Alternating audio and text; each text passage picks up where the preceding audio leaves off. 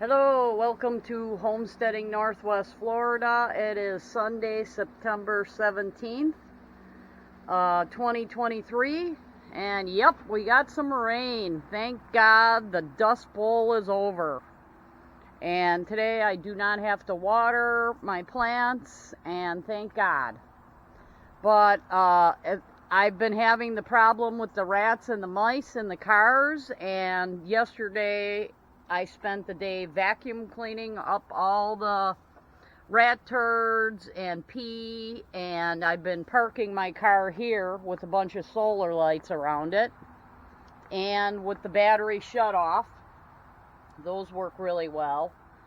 But I just watched a couple videos on other videos, and my next thing that I'm going to try, because they mark their trail with the pee and the poop they leave behind.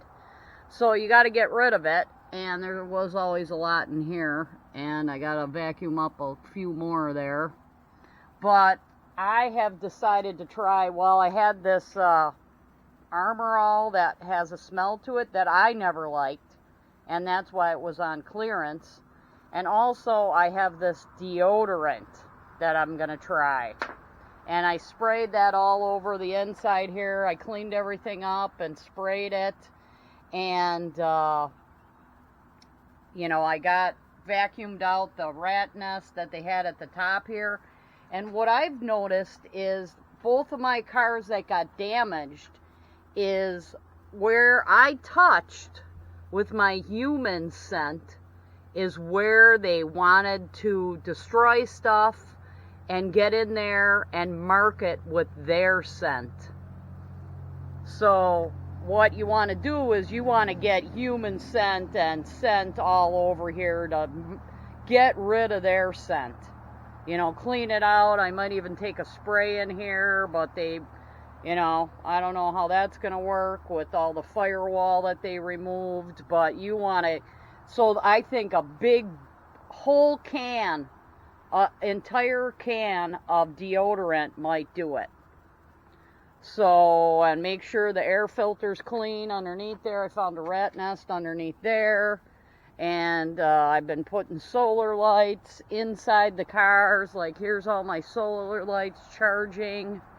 And I'm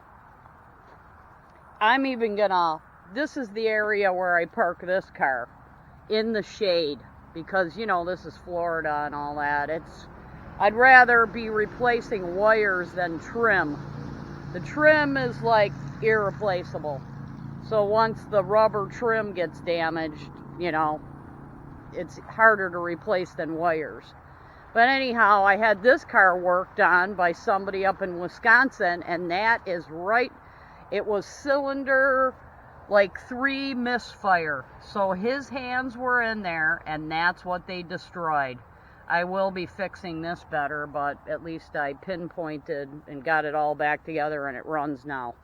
Another thing I'm going to be doing is there's these splash guards on these vehicles. And I wasn't going to use them, but what I'm going to use this one for over here is I'm going to take it and I'm going to spray it with deodorant underneath here, and Pine Sol and deodorant. Then at night, I'm going to slide it underneath the car so it just evaporates out of there, and even the ground underneath. I don't care if that smells like deodorant or whatever. But I'm going to saturate everything around these cars with another smell that they don't like. And the peppermint, not effective. Once they leave their trail of piss and everything like that, not effective. So today or the next day, looks like we're going to be going to the Dollar General or Family Dollar and ordering some big cans of Axe deodorant. And another thing with this car that I did fix while I was vacuuming up the rat nest, and found that it was one of the only stupid things that I think Toyota did, is this engine cover on the V6 3.1 3.0 liter V6 Toyotas, Camrys, and maybe other engine covers, like I think it's a 4Runner and all that, is they have this system here that is a captured bolt. It's like a two-part bolt. Let me take this apart here and show you what it's like. And it looks nice when you do it from the top of the motor, but they break. The bottom breaks off from the top. You know, this is the pretty top, and you can see that it got completely rusted. And I'm not using that again because I don't want that to happen again, because I had to take a Dremel, and as I was cleaning this, I had to take a Dremel and cut a slit in what was left of this bolt. I cut a slit on top of the motor, then I took a flathead screwdriver with a vice grip around it and got this out of there. But this was like seized in there. And I'm putting anti-seize. So here's my new bolt system I'm going to use. Is a full bolt with these nuts around it. And it's going to go in there like that. It's going to go in here like this. So it's sticking out enough that you can get a wrench, a 10mm wrench on it.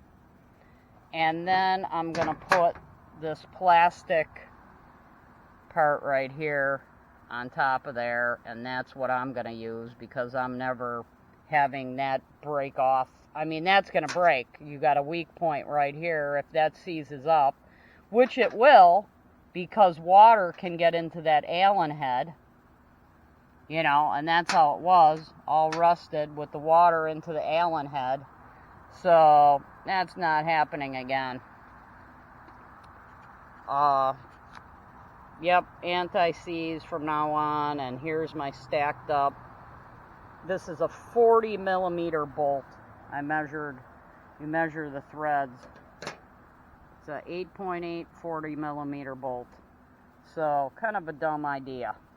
So that's what we're going to be doing here, is this other bolt.